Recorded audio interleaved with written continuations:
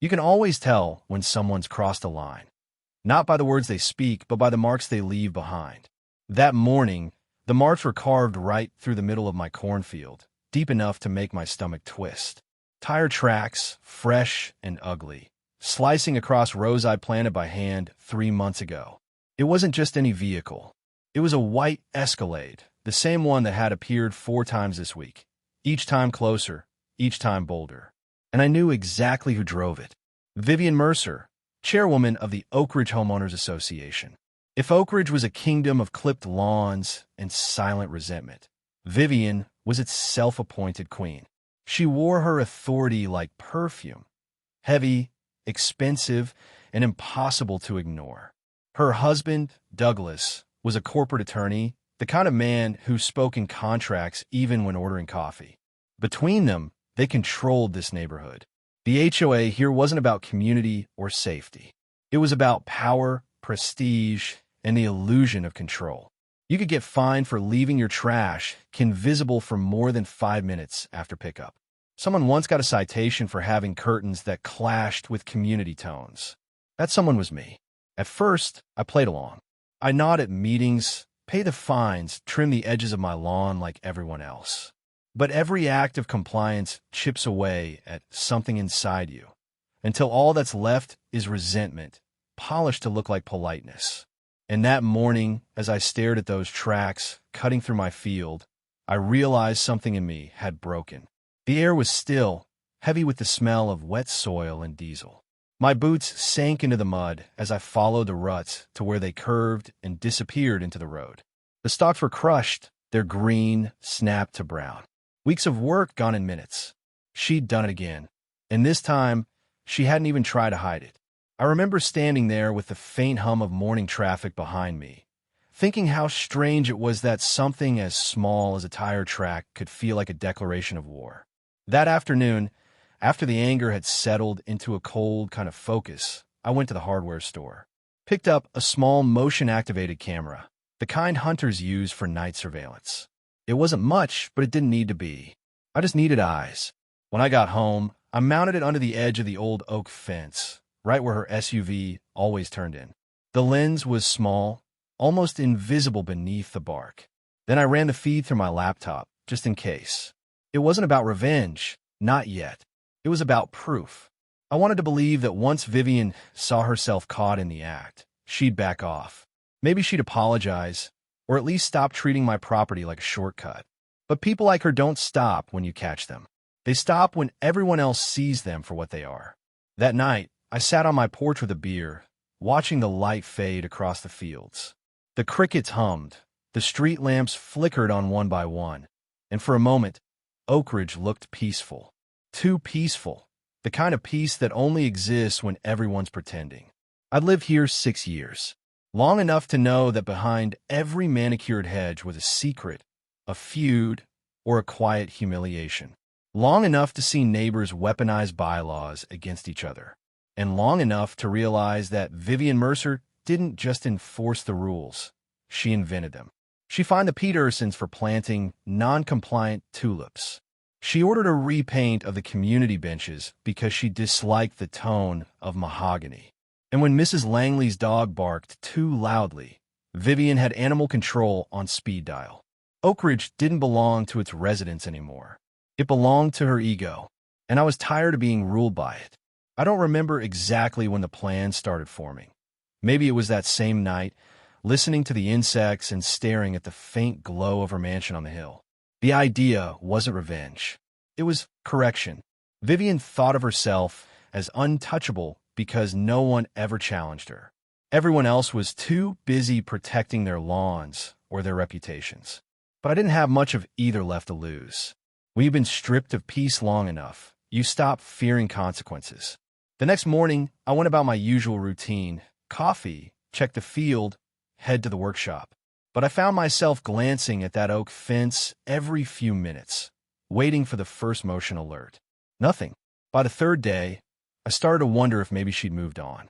Maybe she found some other neighbor to torment. But that night, around 11:42 p.m., my phone buzzed, motion detected. I opened the app.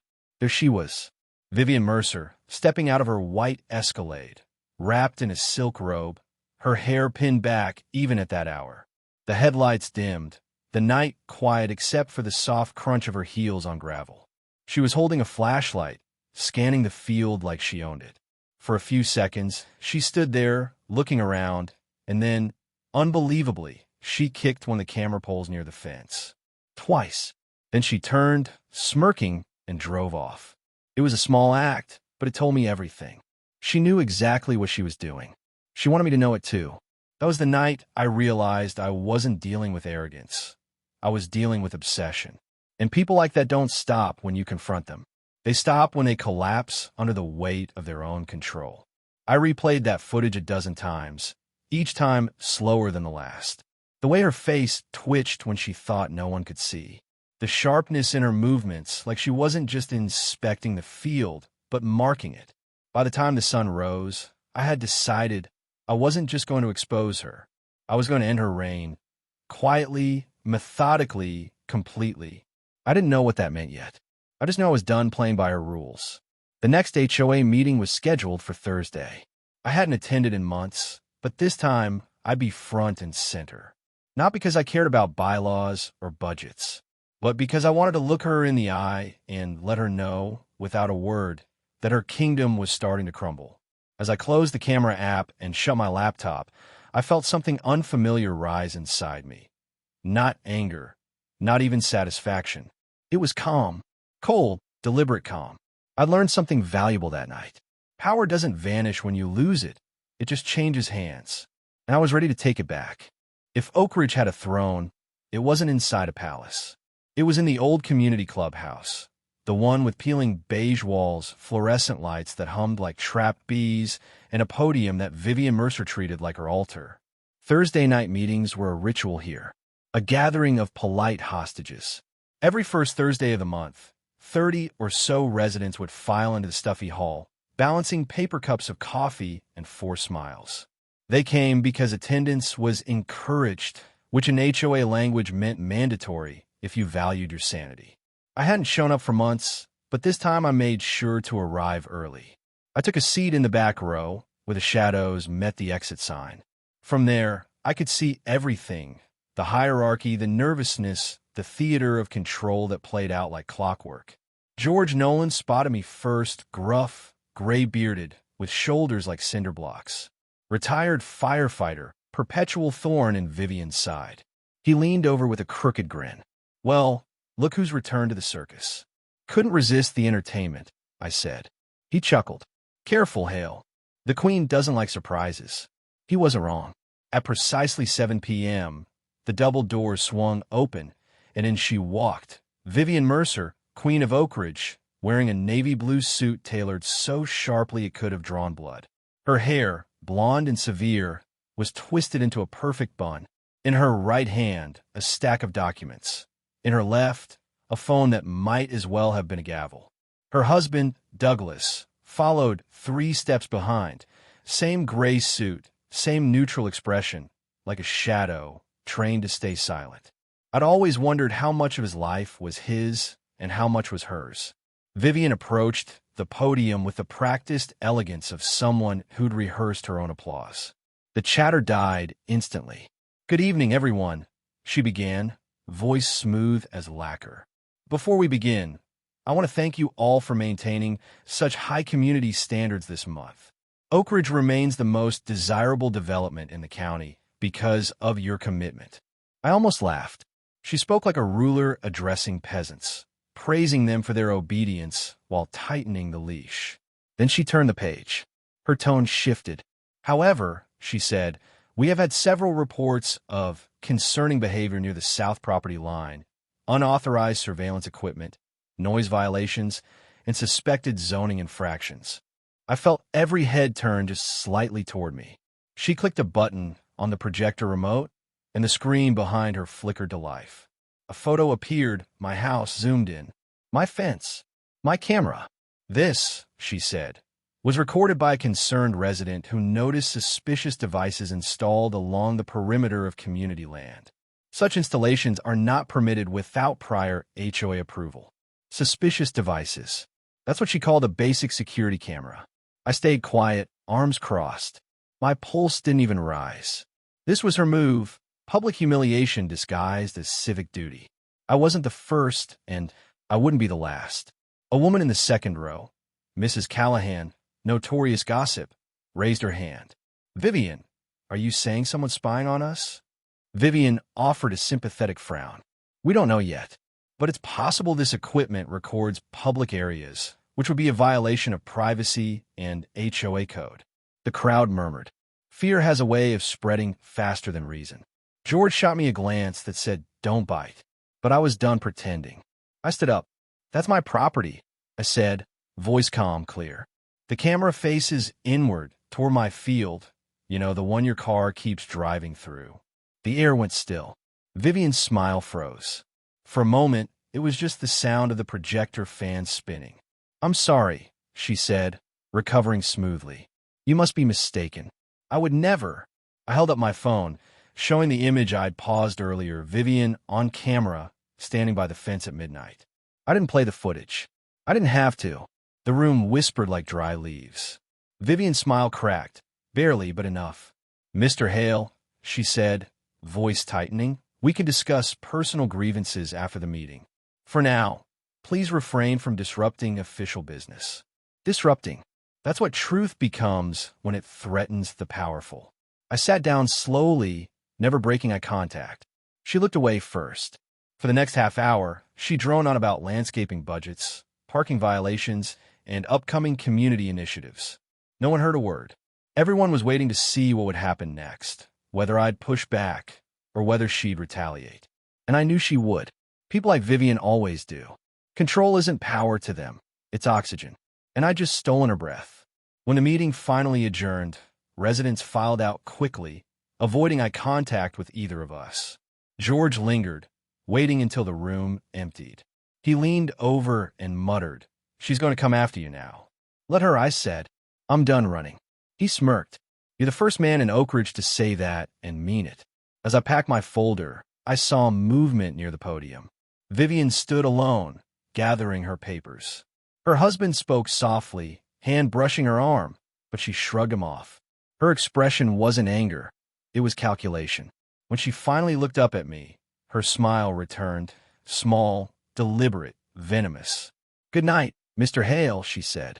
"Lovely seeing you again." "You too," I replied. "Try to stay off my property next time." The silence between us stretched thin as wire. Then she turned and walked out, heels clicking like gunfire. Outside, the night air felt colder than usual. Streetlights painted long shadows over the empty parking lot. I stood there for a while, letting my breath fog in the chill.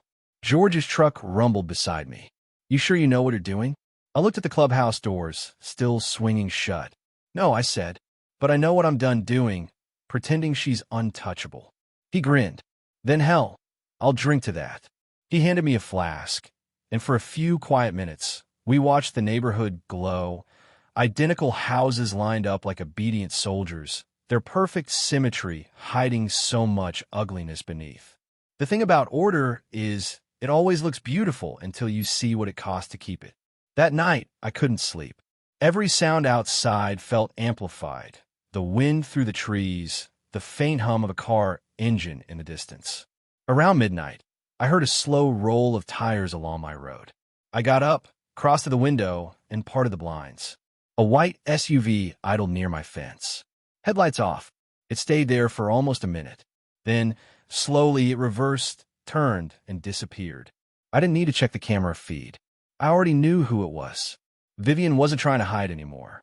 She was sending a message. "You embarrass me in public. Now I'll remind you who's really in charge." But she didn't understand. She'd already lost control. Fear doesn't work on someone who's stopped caring about peace. I turned off the lights, sat back in the dark, and opened my laptop.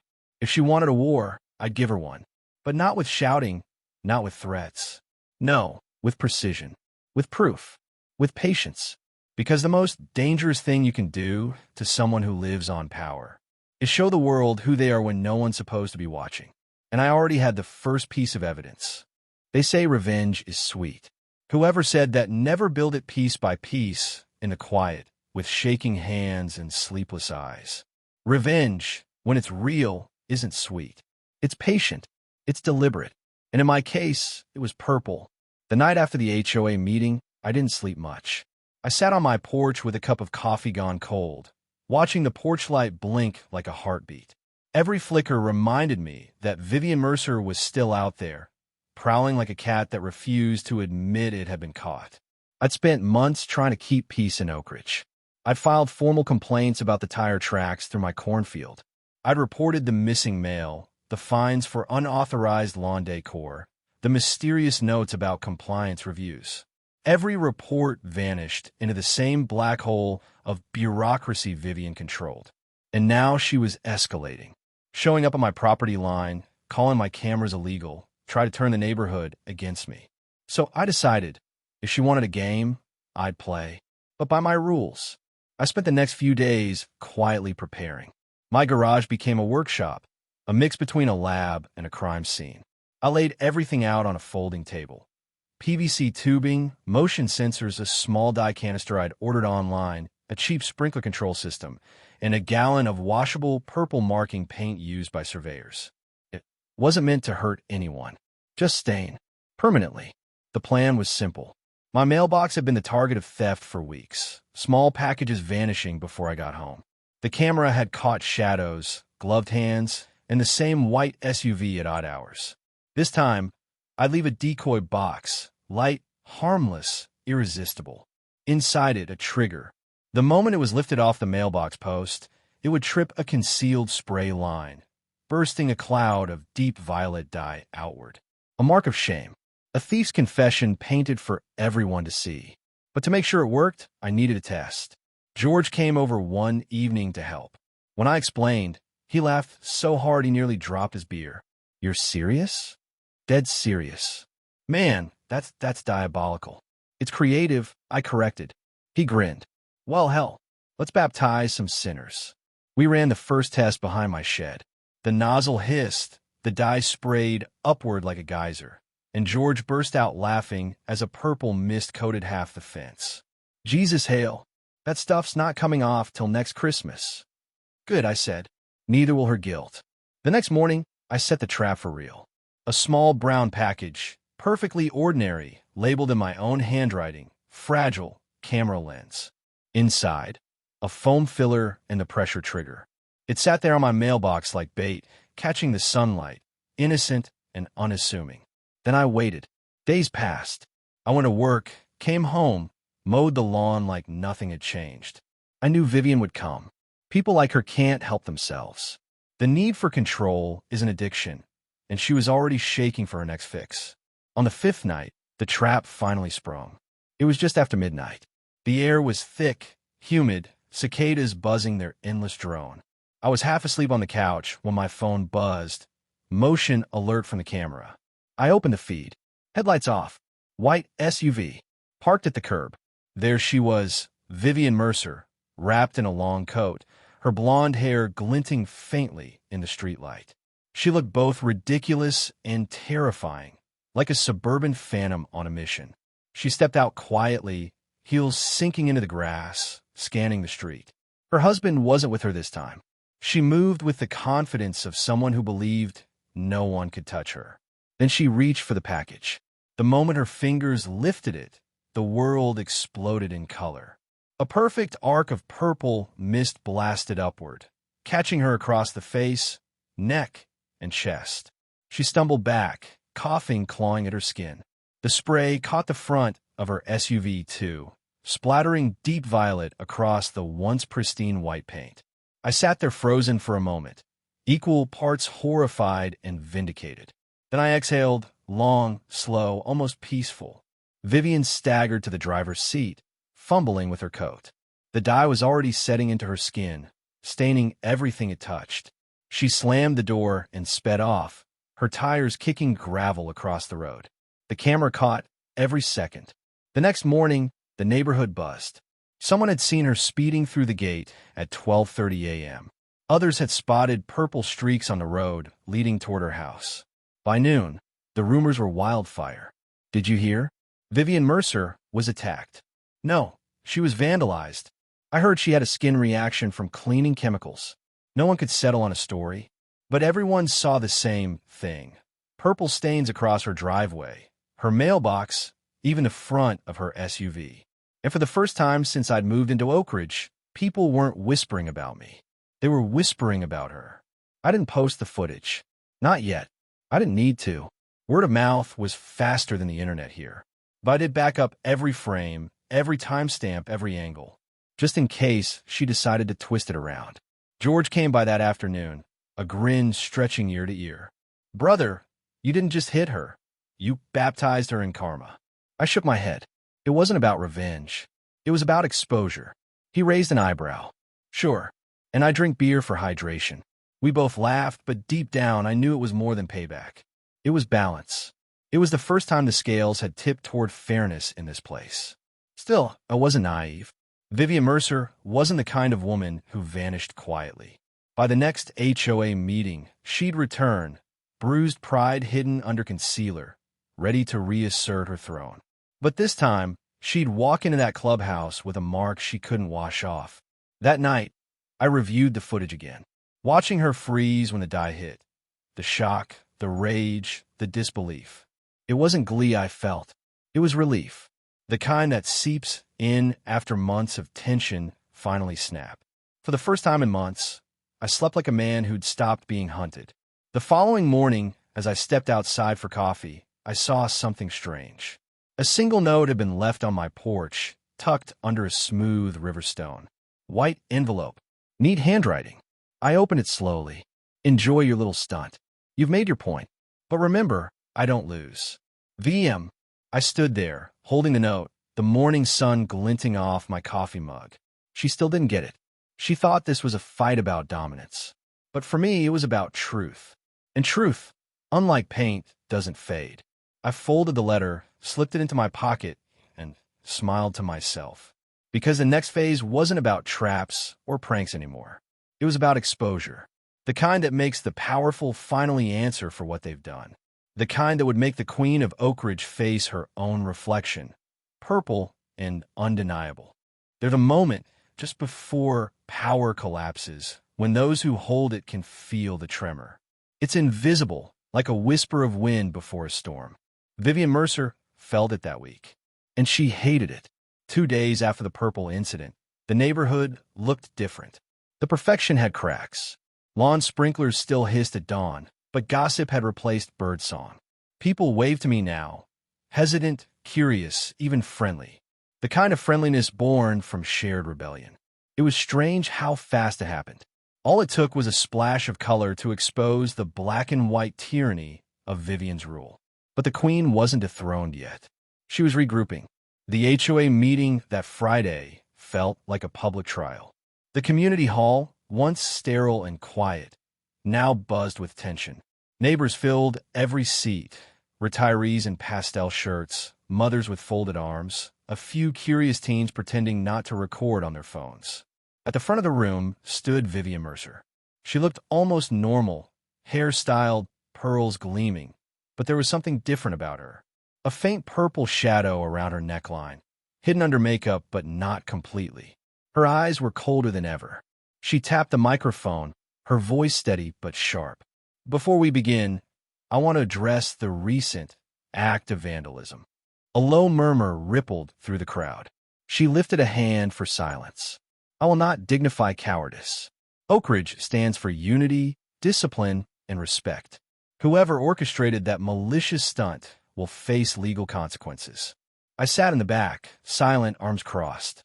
Her words slid off me like rain off wax. She continued, "Our neighborhood has been under siege by misinformation, false accusations, and unauthorized surveillance. I assure you, the HOA board will take appropriate measures." George leaned over to whisper, "She's shaking. Look at her hands." He was right. Her fingers trembled slightly as she shuffled her papers. I didn't record this one. I didn't have to. The truth was already spreading in ways no camera could capture. When the floor opened for community discussion, people began to speak, hesitantly at first, then louder. Vivian, about the fines for mailbox height. "My notice said my dog violated noise restrictions, but I don't even have a dog." Why are we paying extra for maintenance reserves when nothing's changed? Each question chipped away at her control. Each voice broke the illusion of unity she'd built. I just listened, hands clasped, heart steady. Months ago, I'd been the outcast, the man who questioned too much, the one causing problems. Now, the tide had turned, and the purple stain had done what no argument ever could. It made her mortal. Vivian tried to regain order. Please, let's remain civil. Civil, someone snapped. You find me for a garden gnome. Laughter burst through the crowd. Even I couldn't help but smile. Her jaw clenched. The rules exist to maintain property values and safety. George muttered under his breath, yeah, safety for your ego. It was over before she even realized it. The crowd wasn't listening anymore. The room had shifted, not in noise, but in allegiance. The board members looked uncomfortable. Two of them exchanged glances, as if silently asking how much longer they'd have to sync with her.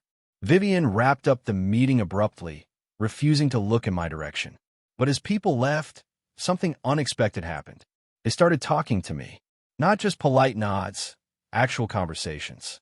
Hey, Caleb, heard you had trouble with him too? Man, I wish I'd stood up sooner. Whatever happened, she deserved it. Each word chipped away at the isolation she'd forced on me. For the first time since moving into Oakridge, I didn't feel like a stranger in my own neighborhood. That night, I opened my laptop and began organizing everything. Every photo, every recording, every email from the HOA. A digital autopsy of corruption. Vivian's system wasn't just petty, it was profitable.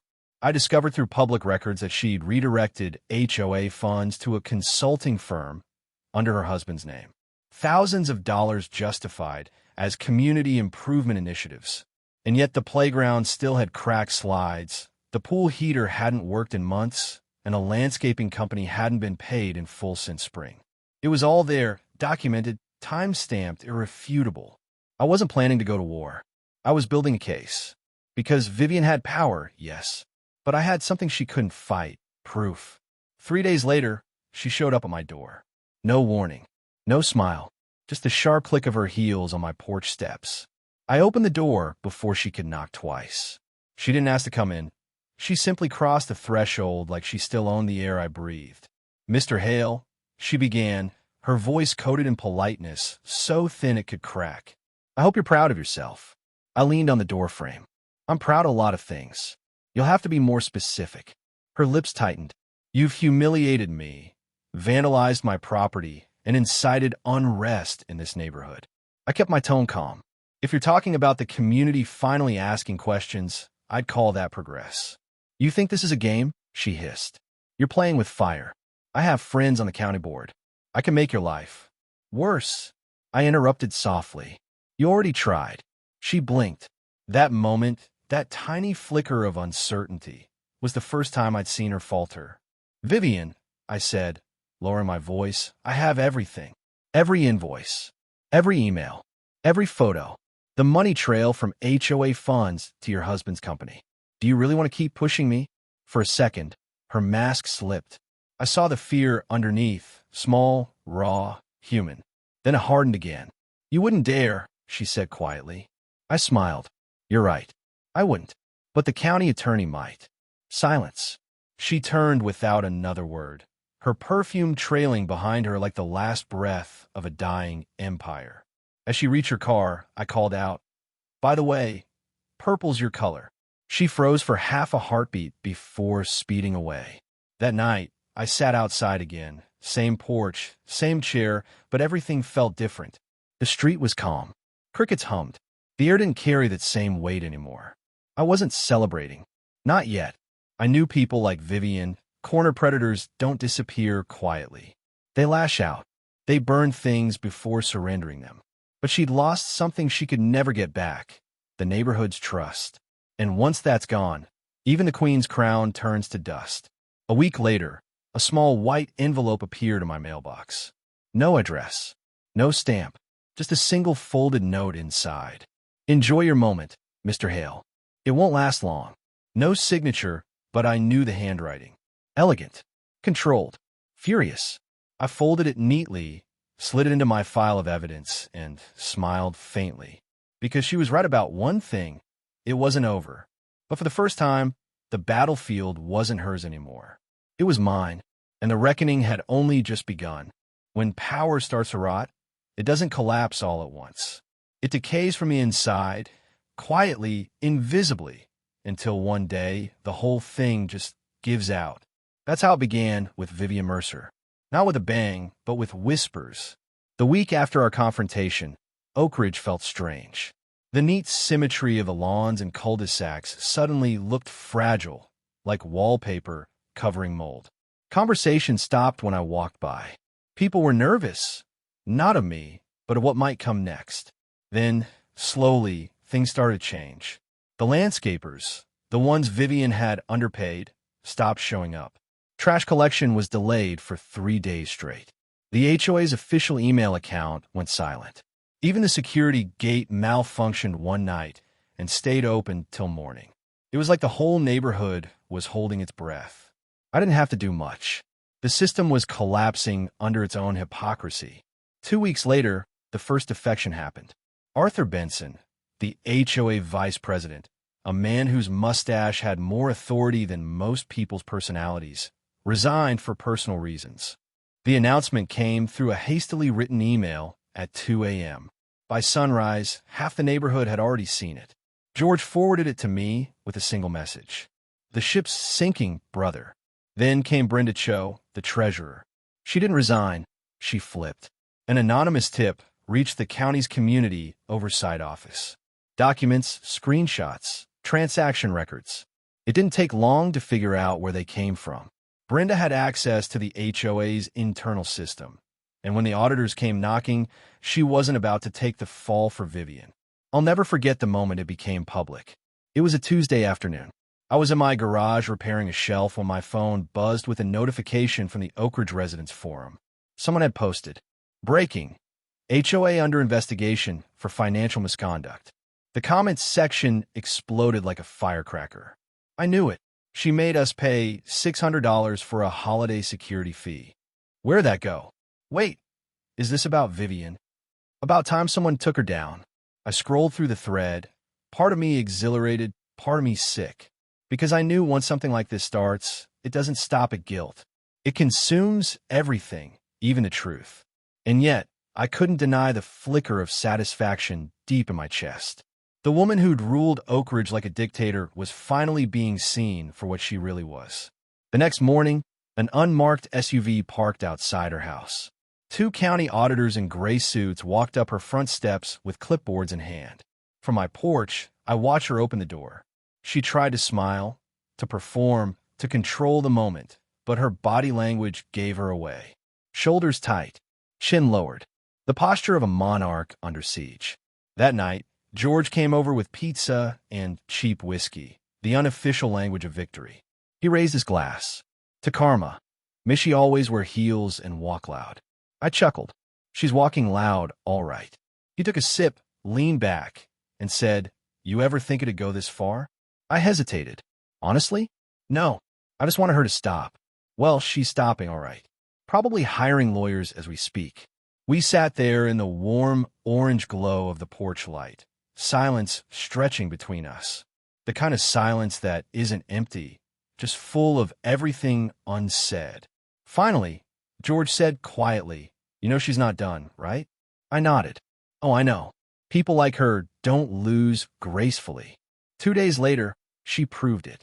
I was driving home from work when I noticed something strange. A black sedan following too close. No plates on the front, tinted windows. Every turn I took, it followed. By the time I pulled into my driveway, my pulse was hammering. I parked, stepped out, and watched as the sedan rolled past slowly, the driver's face hidden. It didn't stop, just circled the block once and vanished. I called George. "You think she'd hire someone to—" He didn't let me finish. Wouldn't put it past her. "Be careful." That night, I rechecked all my cameras, reset passwords, and uploaded backup copies of every file to cloud storage. I wasn't paranoid. I was prepared, because Vivian Mercer was cornered, and cornered predators bite. The next HOA meeting was chaos. The moment she walked in, The room went silent. No pearls, no smile, no speech, just a woman stripped of her armor. Her once flawless hair was tied back roughly, her tone defensive, her hands trembling as she tried to restore order. "Ladies and gentlemen," she began, "you may have seen the rumors online." A voice interrupted from the back. "Rumors?" "The county just seized the HOA's bank account." The room erupted. People shouting over each other, demanding refunds, demanding resignations. One man even slammed his chair against the floor. Vivian tried to shout over them, "Order! Order!" But no one listened. For the first time, I saw fear in her eyes. Real fear. The kind that comes when power slips through your fingers like sand.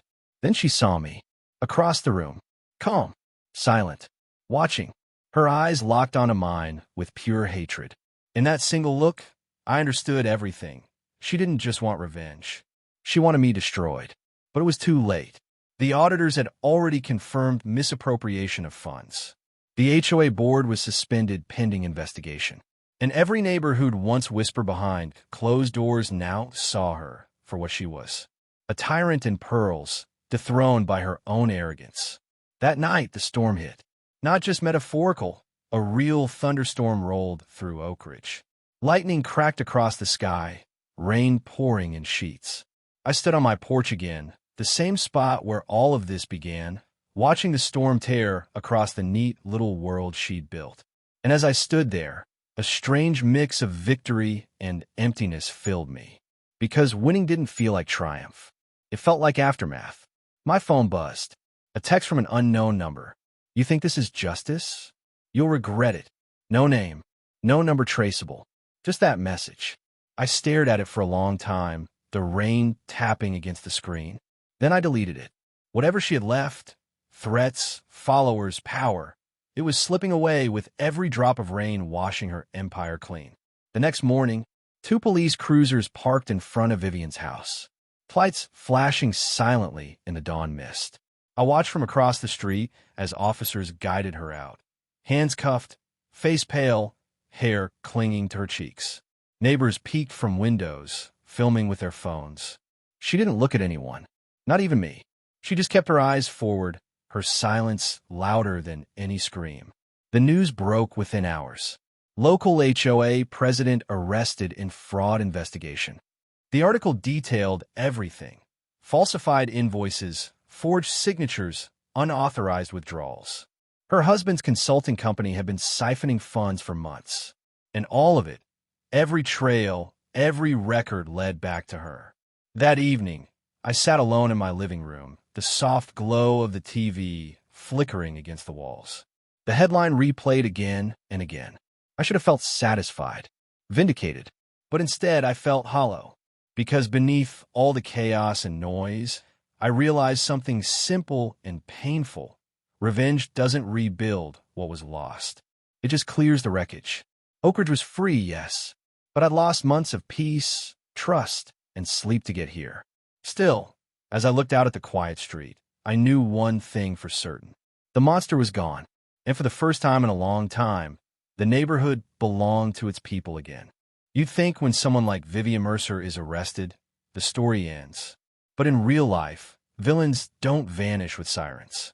They linger, like a stain that refuses to fade. 2 weeks after her arrest, Oakridge was breathing again. The mailboxes, once silent sentinels of anxiety, now stood proud and unguarded. Children played in cul-de-sacs. Neighbors smiled again, exchanging waves instead of wary glances. Even the HOA meetings felt different, laughter replacing tension, snacks instead of subpoenas. But peace, I was learning, is never permanent. It's just the quiet between storms. One gray morning, as fog hugged the streets, an envelope appeared in my mailbox. No return address, no stamp, just my name written in sharp, elegant cursive that I recognized instantly. Vivian Mercer. My pulse quickened. I stood there for a full minute before tearing it open. Inside was a single sheet of ivory paper. No threats, no pleas. Just 6 words written neatly across the center. "You ruined me. Now it's your turn." No signature. No context. But she didn't need one. I folded the paper slowly, hands trembling. The arrogance of it wasn't what scared me. It was the calm, the precision. Vivian wasn't reacting. She was planning. That night, I called George over. He arrived in his usual state, disheveled hair, hoodie half-zipped, a six-pack in hand. He read the note and frowned. "You think it's real?" I nodded. "It's her handwriting. I'd bet my life on it." "Then she's breaking her bail conditions already. Shouldn't we report it?" "I thought about it," I said, "but she's too smart to send something traceable. No fingerprints, no postmark, just a message hand-delivered." George leaned back, running a hand through his hair. "Then she's still got someone here. A helper." The thought sent a chill crawling down my spine. Vivian had always had followers, people who mistook her control for competence. But who would still risk everything for her now? The answer came a week later. It was a Thursday evening, the kind of slow dusk that paints the houses in gold. I was making dinner when my phone rang, an unknown number again. Against my better judgment, I answered. "Mr. Hale?" "Yes." "This is Detective Renner with the county's Financial Crimes Unit. I need you to come in for questioning." I froze. "Questioning? About what?" "It's in your best interest to come down voluntarily," he said. "We've received a complaint involving potential evidence tampering." My stomach dropped. "Evidence tampering? Are you saying—" "I can't discuss details over the phone. Come tomorrow at 9. He hung up. I stood there in silence, the scent of burning pasta filling the air. I hadn't touched any evidence since the investigation began. I turned everything over properly. But suddenly, the walls felt closer. Vivian was striking back. The next morning, I walked into the county office, heart pounding. Detective Renner met me with a polite but unreadable expression. He guided me into a small interview room with gray walls and a buzzing fluorescent light that hummed like a mosquito. "Mr. Hale," he said, sitting across from me. "We've been reviewing new information related to the Mercer investigation. It appears that some of the evidence provided, specifically video footage and digital correspondence, may have been altered before submission." I blinked. "That's impossible. Everything I submitted came straight from my system. I can show you the original timestamps." He watched me closely. "Then you won't mind letting our tech team take your devices for verification." I hesitated. "You think I altered evidence?" He shrugged slightly. "We're not accusing anyone. We just have to confirm chain of custody." But I saw it then. The subtle way he avoided my eyes, the practiced neutrality in his tone. He already had doubts. And somewhere in that building, I could almost feel her presence. Vivian Mercer manipulating strings even from afar. When I got home, I tore apart my study. Hard drives, cables, memory cards. I checked every piece of data I had. And that's when I saw it. A small black flash drive, neatly placed on my desk. Not mine. I plugged it in, and a folder popped up. Oakridge HOA_confidential. Inside were video clips, but not the originals. These were edited, cut to look like I'd spliced footage, rearranged timestamps, and deleted files. It was convincing, too convincing. My throat went dry. Someone had broken into my house, planted fake evidence, and leaked it to the authorities. She wasn't just fighting back. She was rewriting the story. I called George immediately. "Someone's framing me," I said. He didn't even sound surprised. "Vivian." "Yeah, and she's good. She's making it look like I tampered with the case files." "I'll come over." "No. If she's watching, we can't risk it. She wants me panicking." There was silence on the line. Then George said, quietly, "You know she still has people on that board. Maybe one of them's helping her. Someone with access." I clenched my jaw. "Then it's time we find out who." For days, Oakridge felt hostile again. The same paranoia that had once gripped the community was back. Except now, it was aimed at me. Neighbors avoided eye contact. A few whispered when I passed. Someone even spray-painted fraud on my mailbox one night before the rain washed it away. Vivian's shadow had returned, even from the outside, and she was winning. I knew I had to fight back smart, not loud. So I did what she never expected. I went quiet. I started retracing every digital footprint, every email chain, every message. I worked for hours building a digital timeline, one that could prove my innocence and expose whoever was tampering. And one night, buried deep in an old backup file, I found something. A video timestamped from 3 months earlier, one that showed Brenda Cho, the treasurer, entering the HOA office late at night. But more importantly, I caught a reflection in the glass door. A man. Not Vivian's husband. Someone else. Arthur Benson, the vice president who had resigned. The next day, I visited Detective Renner again. I showed him the footage, the metadata, and the flash drive that had been planted. For the first time, I saw his skepticism fade. "You're saying this was an inside job?" he asked. "I'm saying it's not over," I replied. Vivian still has allies inside the HOA. Arthur's been helping her, feeding her info, maybe even tampering with files. He nodded slowly. "We'll look into it." And they did. Within a week, Arthur Benson was brought in for questioning. His home computer contained hundreds of deleted emails, encrypted exchanges between him and Vivian's legal account. The messages confirmed it all. She'd paid him to plant the flash drive and leak false evidence to the investigators. The charges against me were dropped immediately. When I got the call clearing my name, I sat on the porch for a long time, watching the late afternoon sun melt over the neighborhood. George joined me a few minutes later, carrying 2 beers. "Told you she wouldn't win," he said. I nodded, smiling faintly. "Yeah, but she almost did." He raised his bottle. "Almost doesn't count." I clinked it. "No, but does leave scars." We sat there, the quiet stretching comfortably between us, the kind that only comes after surviving something that should have broken you. But as the wind moved through the trees, I couldn't shake the feeling that Vivian wasn't finished. Not yet. Because people like her never stop fighting. They just bide their time, waiting for the next weak spot to strike. The day of the trial felt like déjà vu. Same courthouse steps, same cloudy sky, same faint smell of rain and nerves in the air. But this time, I wasn't the one on the defensive. Vivian Mercer stood trial for everything: fraud, mail theft, embezzlement, obstruction. The story that once defined Oakridge had grown too big for our little neighborhood. News vans lined the street, their satellite dishes stabbing the gray sky. Reporters murmured into cameras about the rise and fall of a suburban tyrant. I walked past them quietly, hands in my pockets. No one recognized me, just another face in the crowd. I preferred it that way. Inside, the courtroom was smaller than I'd imagined. Beige walls, buzzing fluorescent lights, a few rows of benches. The kind of room that eats grandeur alive. Vivian sat at the defense table, flanked by 2 lawyers in expensive suits. She looked thinner, smaller, her posture rigid, her eyes hollow. Gone were the pearls and the power smile. In their place was something human. Maybe guilt, maybe exhaustion. When the judge entered, everyone stood.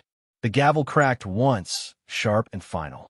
The prosecution started methodically, stacking facts like bricks.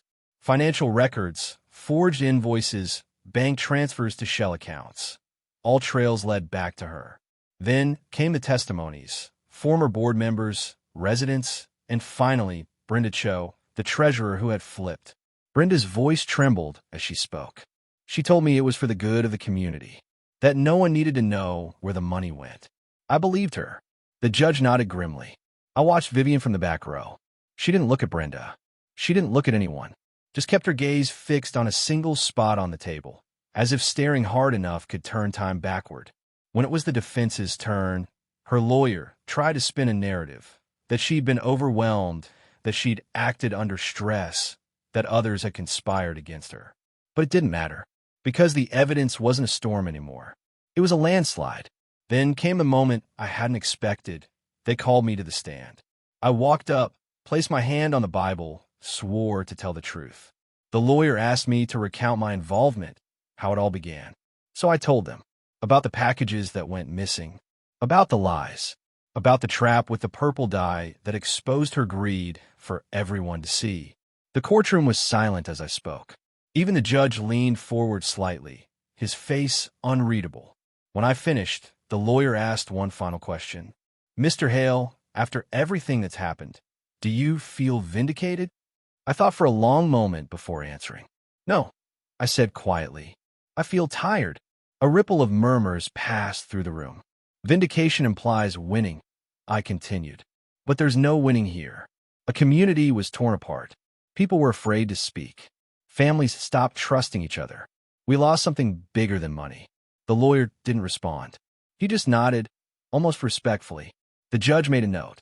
When I stepped down, Vivian finally looked at me. Her eyes met mine, not with rage, but with something close to recognition. Maybe she finally saw the person behind her resistance, not just the enemy she'd imagined. For the first time, I didn't feel anger, just sorrow. 2 hours later, the verdict came.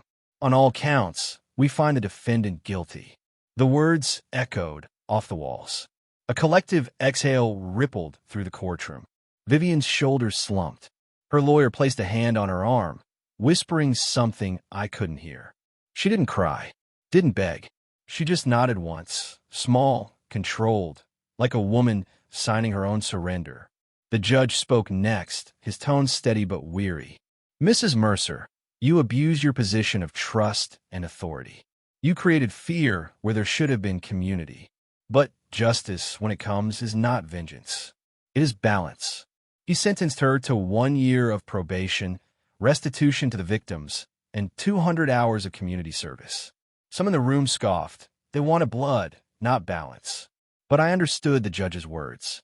Punishment wasn't the point anymore. Accountability was. When the gavel fell for the last time, I stood outside the courthouse steps, breathing in the crisp autumn air. Cameras swiveled, chasing her as she exited under escort, her face half hidden behind sunglasses. She didn't look back. Maybe she couldn't. George found me in the crowd, hands in his jacket pockets. That's it, huh? That's it, I said. He nodded slowly. Doesn't feel as good as I thought it would. Justice rarely does, I said. We watched her car disappear down the street, chased by news vans. And for the first time since this whole ordeal began, I felt something like peace, fragile, delicate, but real. Weeks passed. Oakridge transformed. Mrs. Chun became the new HOA president. Fair, kind, and humble. She abolished half the useless fines Vivian had invented. Package lockers were installed near every block, and the community started organizing potlucks instead of hearings. For the first time in years, Oakridge was what it was meant to be, a neighborhood, not a battleground. Life fell back into rhythm. I'd wake up, check my mail, sip my coffee on the porch. Some mornings, George would join me, and we'd watch the sun rise over the roofs that once felt like walls. The air was lighter. So were we. Then, one morning, a small envelope appeared in my mailbox again. No return address. Inside, a handwritten note. Elegant cursive. You were right. Some stains don't fade, but some people do learn. VM. I read it twice, then folded it neatly and tucked it into a drawer with the old footage and the remnants of the trap that started it all. I didn't know if she meant it. Maybe it was guilt, maybe an attempt at closure. But somehow I believed her. Because the truth was, Vivian's punishment had never been prison or probation. It was watching the world move on without her. That evening, as the sky turned amber, I sat on my porch watching the new family move into her old house. A young couple, 2 kids, a golden retriever chasing its tail. Laughter spilled across the street, the kind that used to feel out of place here.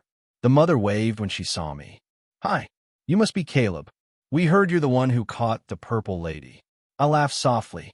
Guilty as charged. She smiled. Well, thank you. We feel safe here because of you. After she went inside, I sat for a long while, staring at the steps where all this had started, where one stolen package had turned into a revolution. It wasn't revenge that brought me peace. It was truth. And truth, I'd learned, has its own color. Later that night, I found myself recording one last message on my phone, something I never planned to post, but needed to say aloud. If you ever face someone who abuses power, don't shout them down. Outsmart them. Speak when no one else will. Because silence is their greatest ally. And justice, real justice, doesn't always roar. Sometimes it whispers. Sometimes it laughs in purple. I ended the recording and sat back, smiling at the quiet streets of Oakridge, peaceful, finally.